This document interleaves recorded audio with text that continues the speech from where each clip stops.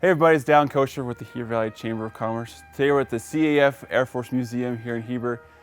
We're going to be visiting with the unit wing leaders here to talk about fun things you can do here, the history, the planes, and so much more.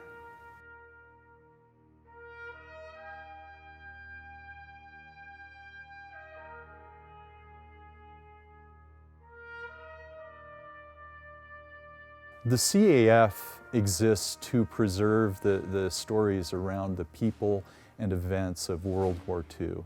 And we specifically do that through maintaining World War II aircraft in flying condition. So they're not just static displays or hangar queens or whatnot. They go out and they regularly fly. And we even do flights for the public from donations.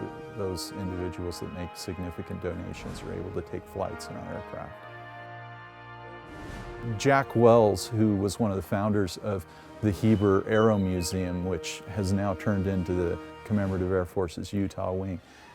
Jack Wells, he served in World War II as a B-17 pilot, and he was asked what it meant to him to be part of the greatest generation, this generation that had served in World War II. And his take on that was that every generation needs to be great. So yeah, we look to World War II and the greatest generation, but only as an example to us, as a motivation that we might make good choices and stand for principles and have courage and go forward and change the world.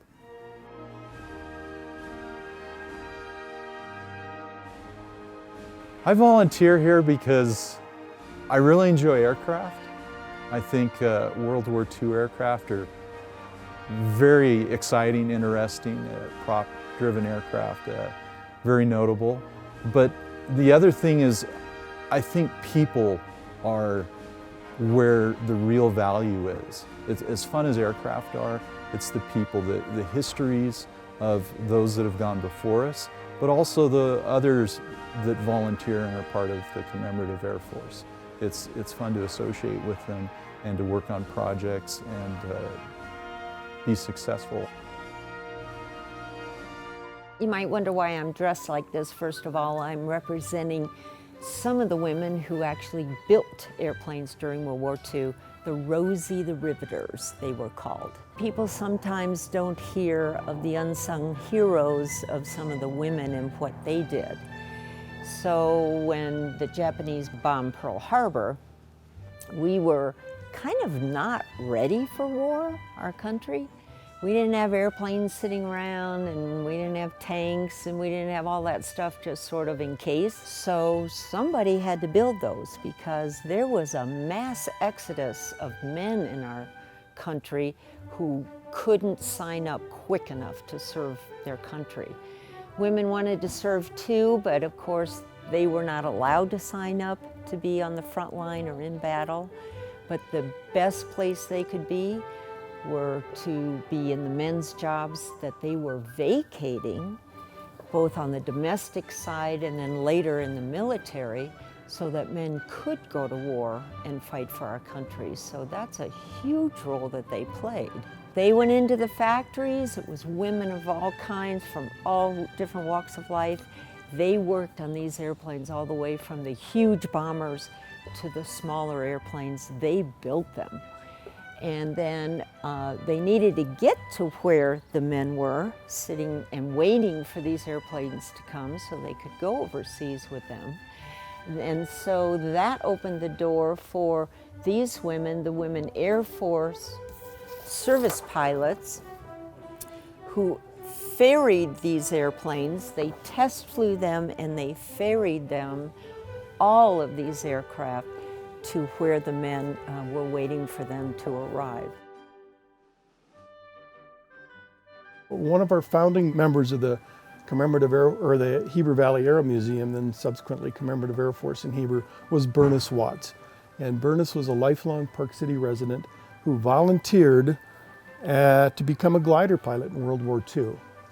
So he went over and flew 2 or 3 missions in the front seat with troops behind him, flying into these small little fields in Holland and Belgium at night in inclement weather, and once they released, they had time to make one turn and they were landing. So it was just an unbelievable, dangerous situation that these guys were flying in. After he landed, he then turned into an infantryman. He had the gear and he was ready to go fight. He worked his way then back to the front lines and then subsequently back over to England to fly more glider missions.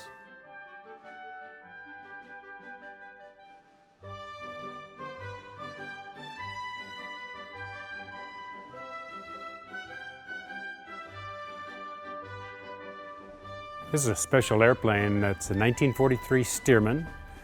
The Stearman were built by Boeing as the primary trainer in World War II.